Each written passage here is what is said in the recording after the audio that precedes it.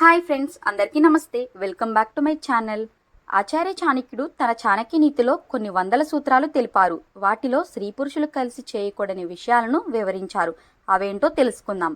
భార్యాభర్తలది రెండు శరీరాలు, ఒకే ప్రాణం లాంటి బంధం. వారు మనస్సు, శరీరం ద్వారా ఒకరితో ఒకరు అనుసంధానం కలిగి ఉంటారు. కాబట్టి వారి మధ్య తేడా ఏమీ ఉండదు. వారు ఏం చేయాలనుకున్నా కలిసి చేయవచ్చని అనుకుంటారు. ఆచార్య చాణక్యుడి ప్రకారం స్త్రీ పురుషులు కలిసి చేయకూడని కొన్ని పనులు ఉన్నాయి.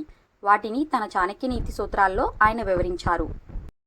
స్త్రీ పురుషులు కలిసి తపస్సు, ధ్యానం వంటివి చేయకూడదు. అలా చేస్తే వారు పరధ్యానంలో పడతారు. వారు తమ లక్ష్యాన్ని చేరుకోవాలనుకుంటే ఎవరికి వారు దూరంగా విడివిడిగా ధ్యానం చేసుకోవాలి.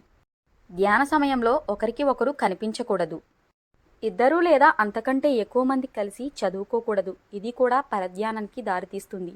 సరిగ్గా శ్రద్ధగా చదవాలనుకుంటే పురుషులు, మహిళలు విడివిడిగా చదవాలి. తద్వారా మనసు పూర్తిగా చదువుపై ఏకాగ్రతతో ఉంటుంది.